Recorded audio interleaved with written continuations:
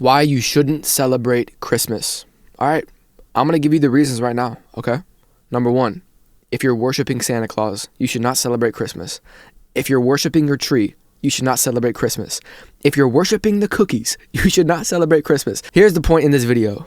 I'm going to talk about, should Christians celebrate Christmas, yes or no? Personally, I do celebrate Christmas, and I'm going to give you the reasons why in this video I don't think it's demonic to celebrate Christmas. So Christmas, what does it even mean? What does Christmas even mean? Well, it comes from the word Christ's Mass. This was a gathering they did back in the day to honor Jesus. And a lot of people will say Christmas is pagan. If you're anything like me, a couple years ago, I had no idea what pagan even meant, bruh. But basically, a pagan is someone who doesn't worship the one true God. They worship God's creation. They worship like the sun, the moon, the stars. So when somebody says that's pagan, that doesn't automatically make whatever that is demonic or something that Christians should just stay away from, because even though pagans worship the sun, that doesn't mean Christians should just stay out of the sun. And pagans literally used everything. So it's so easy for people to say nowadays, oh, that's pagan. Because pagans used trees. They used candles. They used music. They used fire. They used buildings. They used rings. They used certain foods. They even used days, months, and years. So if Christians had to avoid everything that pagans used, we'd be so cooked it's not even funny. We'd have to stop using our homes. We'd have to stop listening to music. We'd have to stop using candles. We'd have to stop doing weddings, stop having birthdays, stop having calendars. We'd have to stop using every single day of the week, because if you didn't know, the days of the week are literally named after pagan gods. Sunday literally means day of the sun. Just because people were doing weird stuff back in the day with trees doesn't mean if you put a tree in your house that you're worshiping the devil. What it meant back then doesn't get to control what it means today. You can either use a knife to cook dinner or rob a bank. The knife isn't the problem. The heart behind it is the real problem. Same with trees, same with lights, same with the calendar, the days of the week, and the decorations. Another thing that gets thrown around in the conversation about why Christians shouldn't celebrate Christmas is most people think the Christians just copy the pagans with this date, but that's not actually how it went. Christians actually were connecting Jesus' birth to December 25th, long before December 25th ever became a date for the pagans. Back a long time ago, thousands of years ago, the early church was trying to decide when they wanted to celebrate Jesus' birth. They were trying to do the calculations and figure out when Jesus was born. And so some of the people back then believed that Mary became pregnant with Jesus on March 25th. So Jesus was conceived on March 25th. And the reason they believed this was because they believed that Jesus died on March 25th. And apparently back then, Christians had this belief that the same day a person was conceived, meaning the same day your mom became pregnant with you, is the same day that you would later on die. So if you were conceived, meaning your mom became pregnant with you on July 7th, then that means that you would later on die on a July 7th. That's what they thought back then. So if Jesus died on March 25th, they assumed that his life technically started on March 25th as well, meaning that's the day Mary became pregnant with Jesus. And so if you know anything about pregnancy, add 9 months to that, and that's the day that the child is born. And what date does that land on? December 25th. So that's basically how Christians came up with the date of December 25th. And another thing that gets brought up is December 25th Jesus' real birthday? Probably not. Okay, it's about a 1 in 365 chance, right? Apparently most scholars think that it was spring or early fall is when he was actually born. But the truth is, we're not celebrating a date. We're celebrating an event. It really doesn't matter if December 25th is his actual birthday or not. What matters is that we celebrate it, because Jesus' birth was a real event that actually happened, and it's like the most powerful event in all of history, because literally the creator of the heavens and the earth came down to this earth. He became a man. Like, Jesus didn't have to do all that. God literally stepped into his own creation, for crying out loud. Like, come on. If you're not celebrating it on Christmas, okay, that's fine. But at least celebrate it sometime in the year, because it's the most legendary thing of all time, if you think about it. I mean, what story is as good as the Bible, as good as the creator of the heavens and the earth stepping into his own world, dying for them? Man, I love God so much. The Bible is the only book where the author loves the reader so much that he died for them. And so another thing Christians will say is that the Bible never tells us to celebrate Christmas.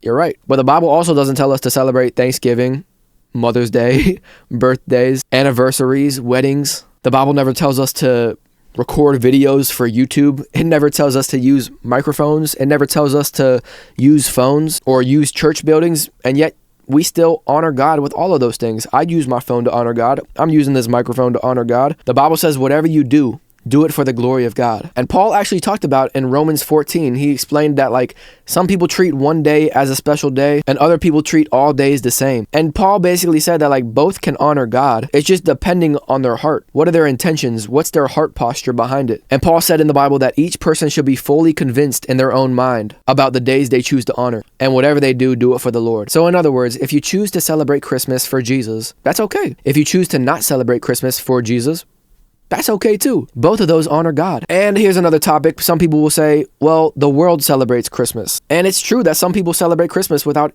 even thinking about Jesus. But just because the world misuses something doesn't mean Christians just have to throw it out. For example, the world misuses marriage. The world misuses music. The world misuses money, food. I mean, the world misuses everything. The same way I can use this microphone to make a Christian video, I can also use the same microphone to make a completely secular song that's got a bunch of cuss words and is talking about all this profanity and debauchery. Things on their own aren't bad, but it's all about how you use it and what you do with it. And honestly, I feel like Christmas is a net positive. I mean, think about it. You got stores playing Christmas music, and some of the Christmas music is stuff like literally worshiping Jesus. Like, I don't think that's a bad thing at all. That's like free evangelism. And so many people go to church. You know, there's what they call creasters, people who just go to church on Christmas and Easter. But hey, the church is packed on Christmas and Easter. And I wouldn't say that's a bad thing. Anytime you get to share the gospel and tell people about Jesus is a good thing. Even if it's on a holiday where people are just going because it's the thing to do, I would say that's a positive thing, if anything. And even Paul said in the Bible, whether Christ is preached with the right motives or the wrong motives, I will rejoice because Christ is being preached. And another topic that gets brought up every single year that I low-key was like, whoa, this might be true.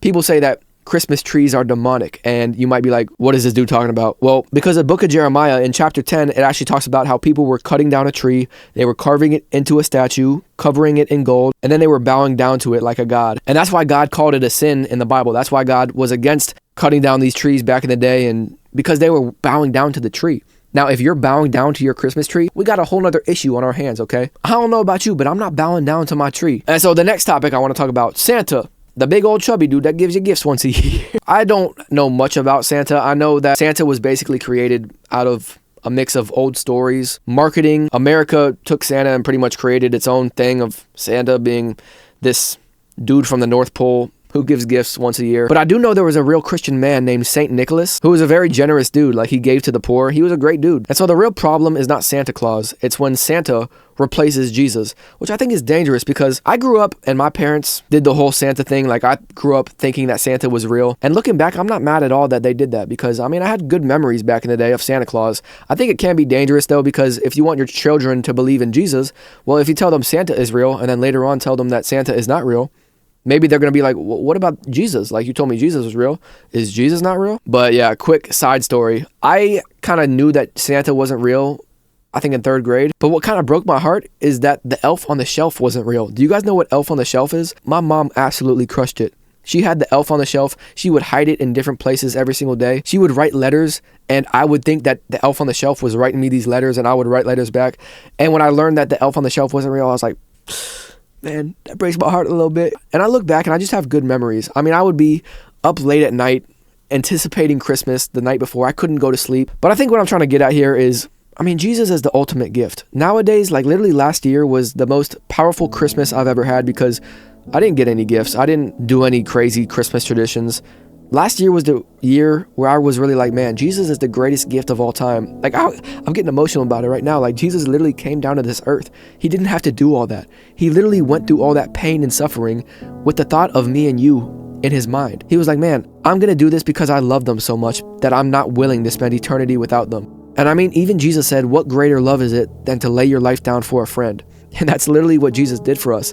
Jesus literally calls us his friends. Like, man, this is so powerful. Think about it like this, man. Jesus literally became a man, okay? So what does that even mean? Let me put it into these terms.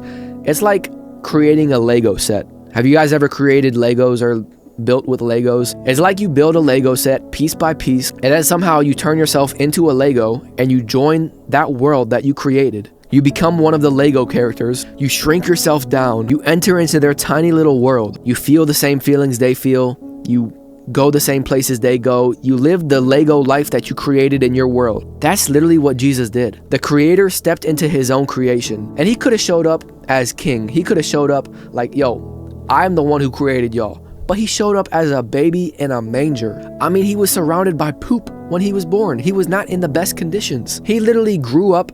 He worked a job, he was a carpenter, and he lived 30 whole years until he started his ministry. So he didn't just come down to this earth and do a quick little, what's up guys, I'm gonna die for you real quick, get out of here. No, he literally lived an entire life, bro. Like, I'm 22 years old. Jesus didn't even start his ministry at my age yet. And then the same people he came to save turned on him, mocked him, betrayed him, beat him, put him on a cross, crucified him, and he still said, Father, forgive them, for they don't know what they're doing. Christmas is not about the movies. It's about the greatest story ever told. Christmas is not about the lights. It's about the light of the world. Christmas is not about the trees. It's about the one who was crucified on one. Christmas is not about the gifts. It's about the greatest gift ever. And Christmas definitely ain't about some chubby dude named Santa Claus who can give you gifts once a year. It's about the Savior of the world who gave us the greatest gift of all time. So if you guys are celebrating, Merry Christmas. And if you're not, God bless you. I love you guys either way. Can I get a man?